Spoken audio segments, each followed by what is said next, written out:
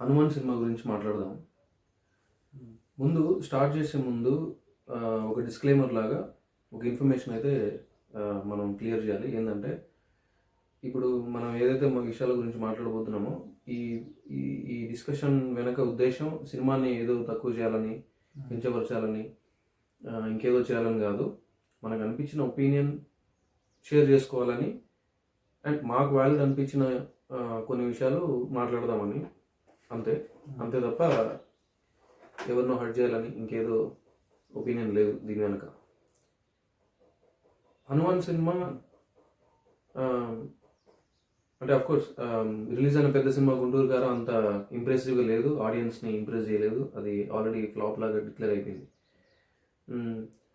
So Hanuman cinema మీద positive reviews వచ్చినాయి, positive opinion ఉంది ఆడియన్స్లో కూడా. ఆఫ్కోర్స్ బడ్జెట్ తక్కువ కాబట్టి కలెక్షన్స్ వస్తాయి, బ్రేక్ ఈవెన్ కాదు, యాక్చువల్గా కలెక్షన్స్ బాగానే వస్తాయి. యాక్చువల్లీ బ్లాక్ బస్టర్ అనుకోవచ్చు సినిమాని. బట్ సినిమాలో యాక్చువల్గా ఎంతైతే అప్లోడ్ వస్తుందో, ఎంతైతే మాట్లాడుతున్నారో, సినిమాని ఎంతైతే లేపుతున్నారో, యాక్చువల్గా అంత విషయం ఉందా సినిమాలో అన్న దాని మీద మనం మాట్లాడుకుంటే నాకేమనిపించిందంటే, సినిమా ఓవరాల్గా సినిమా చూసుకుంటే ఇంతకుముందు కూడా మనం చాలా ఈ సూపర్ న్యాచురల్, ఈ సూపర్ మ్యాన్ ఈ ఎబిలిటీస్తో ఉండే సినిమాలు, ఈ పాయింట్ మీద వచ్చిన సినిమాలు మనం కొన్ని చూసినాం. వాటికంటే డిఫరెంట్గా ఈ సినిమాలో నాకైతే జెన్యున్గా ఏం కనపడలేదు. బేసిక్గా చెప్పాలంటే ఫస్ట్ హాఫ్ అంతా రొటీన్గా నడుస్తుంది, కొంచెం బోరింగ్ కూడా ఉంటుంది. సినిమా స్టార్టింగ్లో కొంచెం బోరింగ్ కూడా ఉంటుంది.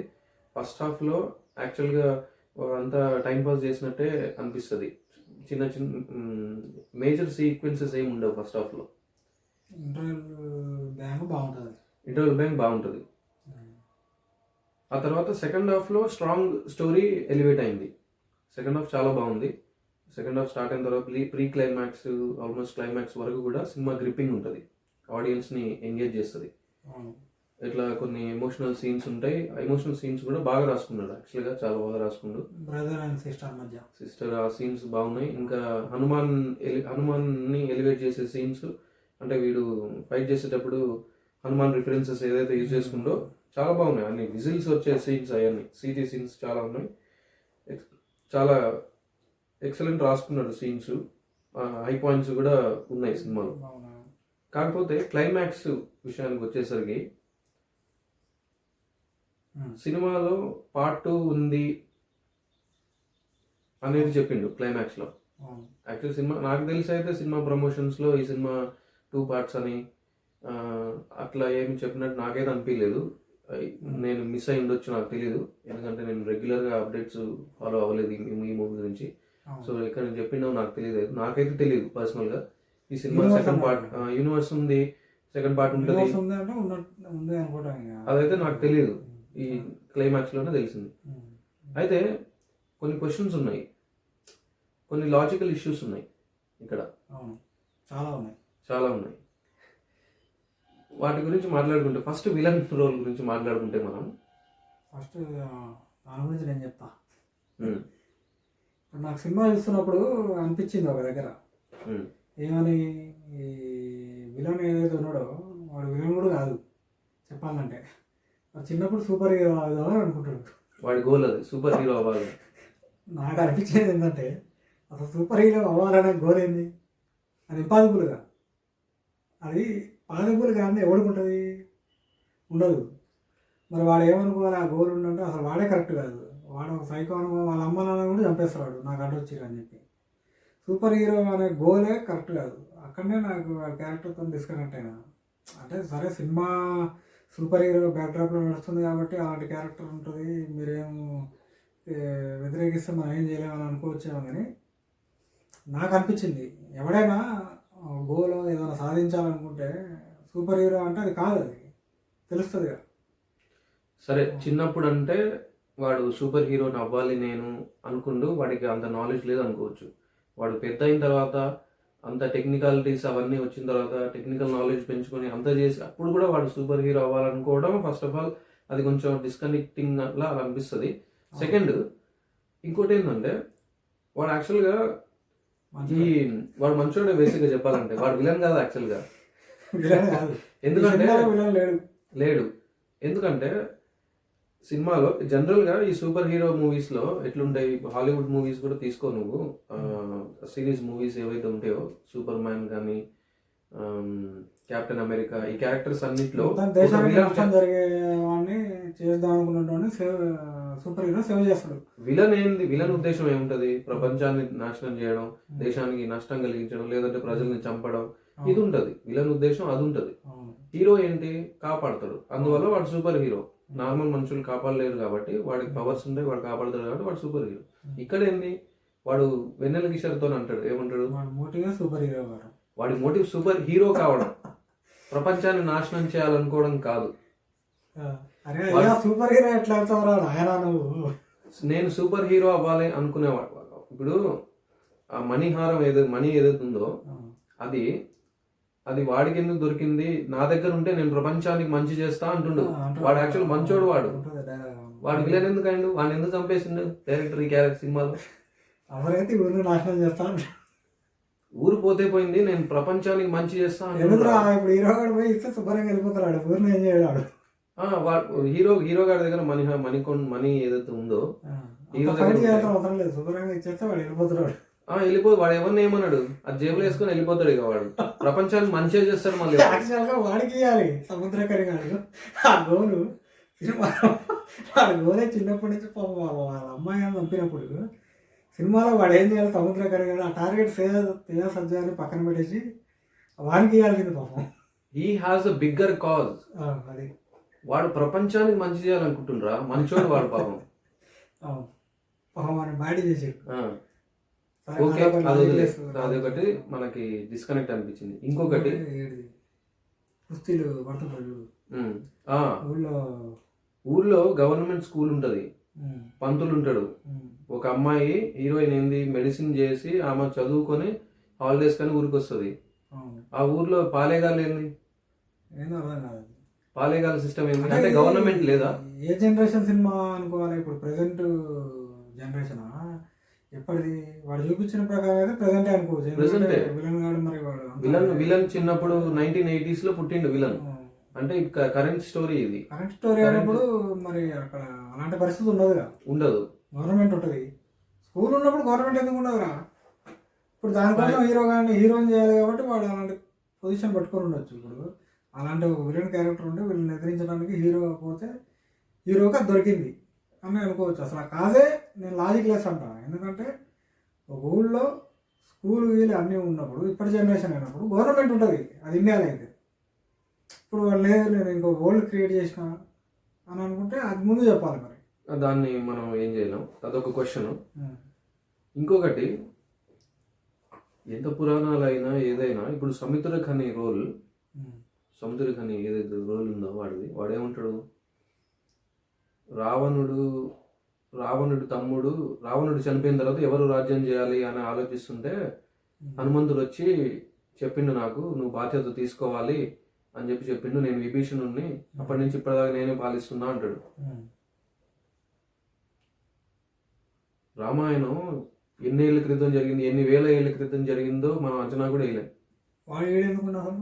వాడు అసలు ఇంకా బతికెందుకున్నాడు, బతికున్నా వాడు ఇక్కడికి ఎందుకు వచ్చిండు అసలు విభీషణుడు ఏంది, వాడు ఇంకా పాలిస్తున్నా అని చెప్పడం ఏంది. లంక అంటే మనం ఇప్పుడు చూస్తున్న శ్రీలంక కాదా లంక అంటే? నాకు తెలియదు, అంటే నాకు డౌట్స్ వస్తున్నాయి. ఇప్పుడు విభీషణుడు నేను అప్పటి నుంచి ఇప్పటిదాకా ఇప్పుడు కూడా పాలిస్తున్నా అంటాడు వాడు. విభీషణుడు ఇప్పటిదాకా పాలించడేంది అంటే పైన ఇంకేమైనా లోకం ఉందా, లేకపోతే ఇప్పుడు మనం శ్రీలంక కాదా లంక అంటే అర్థం కాలేదు నాకు. ఎవరైనా తెలిస్తే కామెంట్లో చెప్పండి. క్లైమాక్స్ ఏంటంటే ఆ బ్యాక్గ్రౌండ్ మ్యూజిక్తోనే అది కొద్దిగా జై హనుమాన్ అనేది, జై శ్రీరామ్ అనేది ఆ ఫ్లూక్లో అట్లా పోతుంది. అది కానీ లాజిక్గా ఆలోచిస్తే అర్థం కావట్లే. ఇప్పుడు నువ్వు బయటకు వచ్చినప్పుడు క్లైమాక్స్ ఏంది ఎవరిని అడిగినా కానీ ఏం చెప్తారు అనేది నాకైతే డౌటే. అయితే ఇక్కడ ఏంటంటే క్లైమాక్స్లో కన్ఫ్యూజన్ ఉంటుంది కొంచెం. వాళ్ళు అట్లా అంటే సినిమాటిక్ యూనివర్స్ ఫిల్ చేద్దాం అనుకున్నాడు కాబట్టి దీన్ని ఇక్కడతో ఆపకుండా ఏదో ఒకటి క్యూరియాసిటీ ఇద్దాం అన్నట్టుగా అది హనుమంతుడు రాముడికి ఇచ్చిన మాట అని చెప్పి, అంటే అక్కడ అది బేసికల్లీ ఆ మణిహారం ఏదైతే ఉందో అది అన్ని ఇయర్స్ నుండి హనుమంతుడి శక్తి, అది అన్ని ఇయర్స్ నుంచి అక్కడ ఉంది. వీడి నీళ్ళలో పడ్డప్పుడు వీడికి దొరుకుతుంది. అది అక్కడ క్లైమాక్స్ ఫైట్లో వాడు కింద పడిపోయినప్పుడు అట్లా వెళ్ళినప్పుడు అది బ్రేక్ అయిపోతుంది. బ్రేక్ అయిపోయి దాని పవర్ పోతుంది అంటాడు వాడు. పవర్ పోతుంది అని చెప్పి ఇంకేదో ప్రచండ యుద్ధానికి దారి తీస్తుంది ఇది అంటాడు. అదేందనేది మనకు తెలియదు, మనం చూడలేదు, చెప్పలేదు. అదంతా వీక్ ఎట్లా అవుతుంది? లాజిక్ లేదు అక్కడ. లాజిక్ ఉండాలి, లేదంటే డిస్కస్ చేసి ఉండాలి. ఏదో ఒకటి డిస్కస్ చేస్తే బాగుంటుంది. సినిమాలోనే లేదురా. ఇప్పుడు వీడు పాలేగాన్ని కొట్టడానికి వాడిని కొడితే మరి ఆ అధికారం వేరే ఓడిపోవడమే అర్థం కాదు. ముందు అసలు గవర్నమెంట్ లేకపోవడమే ఇల్లాజికల్. వాడిని కొట్టి ఇంకోటి తీసుకోవడం, వాడిని కొట్టడానికే ఆ మనీ వచ్చినట్టుంటుంది. అదొక ఇల్లాజికల్. లాస్ట్కి మళ్ళీ వాడిని ఏం చేస్తారు, వాడిని పాజిటివ్గా చూపిస్తారు, వీడికి హెల్ప్ చేసినట్టు పాలేగాన్ని. ఇంకోటి ఏంది, విలన్ కానీ చిన్నప్పటి నుంచి ఒక మోటివ్ ఉన్నట్టుగా పాజిటివ్గా వాడు డబ్బులు దొంగతనం చేసిన దొంగల్ని పట్టుకొని చంపుతారు, కానీ డబ్బులు తీసుకొని పోయాడు. వాడికి కూడా రాంగ్ మోటివ్ ఏమి ఉండదు, కానీ చివరికి వాడిని చంపేస్తారు బ్యాడ్ చేసి. ఈ సినిమాకి అదే లాజిక్ మిస్ అయింది. లాజిక్ మిస్ అవ్వడం అంటే ఇక్కడ మనం చూడాల్సింది ఏంది, ఇప్పుడు వేరే ఇలాజికల్గా అంటే తెలివి లేకుండా ఇలాంటి సినిమాలో లాజికల్ చూడొద్దు అని మాట్లాడొద్దు. ఏంటంటే డైరెక్టర్ తీసుకున్న కథలో నుంచే ఈ క్వశ్చన్స్ వస్తున్నాయి. ఇప్పుడు హనుమంతుడు ప్రపంచాన్ని అందరినీ చూస్తుండు, ఎక్కడ సమస్య వస్తే అక్కడ వెళ్తాడు, అతని శక్తిని పంపిస్తాడు అనుకున్నప్పుడు ఈ ఊర్లోనే ఉంది కథ. అసలు ఈ ఊరు దాటి పోలే కథ. విలని ఎక్కడ ఎవరికి నష్టం చేయడు వాడు. వీడి దగ్గర పవర్ ఉందని వీడికి వస్తాడు. వాడి మోటివ్ ఏంది, వాడు మంచి చేస్తా అని అంటాడు కదా, వెల్లంకి కిషోర్తో అదే అంటాడు. మరి వాడి మనసులో ఏముందో మరి డైరెక్టర్ రివీల్ చేయలేదు. మరి అసలు పాయింట్ ఏదైనా చెప్పలేదు. మనకి రావడానికి లాస్ట్లో సముద్రకాయంతో ఏదో చెప్పిస్తారు కానీ అది ఏందనేది తెలియదు. అదేంటంటే ఏదో ఆ భక్తి పారవశాలను మునిగిపోతారు థియేటర్లో, కానీ వేరే ఏం లేదు దాంట్లో. ఇంకొకటి చెప్పనా నీకు, ఇప్పుడు ప్రచండ యుద్ధం ఏదో రాబోతుంది, దానికి దారి తీస్తుంది సముద్రకాని అంటాడు కదా. అక్కడ ప్రచండ యుద్ధం రావడానికి అదంత పెద్ద యుద్ధం అయితే దానికి దారి తీసే కారణాలు ఎంత పెద్దగా బలంగా ఉండాలి. ఒకడెవడో సూపర్ మ్యాన్ అవుదాం అనుకుని వీడి దగ్గర పవర్స్ ఉన్నాయని తెలుసుకుని వీడు మణిహారం తీసుకుని దొంగిలిద్దానో వస్తాడు. వాడి మోటివ్ ఏందో తెలియదు మనకి. వాడి మోటివ్ ఏందో తెలియకుండా వాడి కారణంగా ప్రచండ యుద్ధం ఎట్లా రాబోతుంది అంటే నెక్స్ట్ తీయబోయే దాంట్లో ఇక్కడి నుంచి మొదలైంది అనుకోవచ్చు, ఇక అట్లా అనుకోవచ్చు. నాకు తెలియదు నెక్స్ట్ యూనివర్స్లో ఏం చెప్తారు అనేది. ఏదైనా ఎనివే ఇప్పుడు మలయాళంలో సినిమా ఉంది మిన్నల్ మురళి అని, సేమ్ ఇట్లనే ఉంటుంది. అది పిడుగుబడి ఇద్దరు పవర్స్ వస్తాయి కానీ అది ఊళ్ళోనే ఉంటుంది, సమస్య ఊళ్ళోనే ఉంటుంది, ఊళ్ళోనే సాల్వేషన్ అవుతుంది. సినిమా ఊళ్ళో వరకే ఉంటుంది. ఇప్పుడు ఈ సినిమాలో ఏంటంటే మొత్తం ఆ ఊళ్ళో సమస్యనే లేదు, అవసరమే లేదు, దానికి లాజికే లేదు. మరి సమస్య మాత్రం ఎక్కడికో పోయింది, అదేందనేది మనకు తెలియదు. ఇంకొకటి ఆ కథలో వాడు తీసుకున్న అందులో కూడా ఇట్లా అంటే అవి గోడ బగిలు రావడం అవన్నీ ఇల్లాజికలే, కానీ వాడు తీసుకున్న కథకి మెరుపు పడింది, దానివల్ల వీళ్ళకి పవర్స్ వస్తున్నాయి. సైంటిఫికల్ కూడా చెప్తాడు మళ్ళీ వాడు. సైంటిఫిక్ ఉంటుంది అంతా, అది ఉంది కాబట్టి దానికి న్యాయం చేసిండు. కానీ ఇక్కడ ఏంది మళ్ళీ ఇంకోటి, ఈ దేవుడి రిఫరెన్స్ కూడా యాక్చువల్గా అవసరం. దేవుడి రిఫరెన్స్ తీసుకున్నాడు, అది తప్పని కాదు. దేవుడి రిఫరెన్స్ తీసుకోవడం తప్పని కాదు, కానీ తీసుకొని దానికి న్యాయం చేయలేదు అనిపించింది నాకు. అంటే ఇది చిన్న సమస్యకి దేవుడు వచ్చి తీర్చాల్సిన అవసరం నాకైతే కనబడలేదు.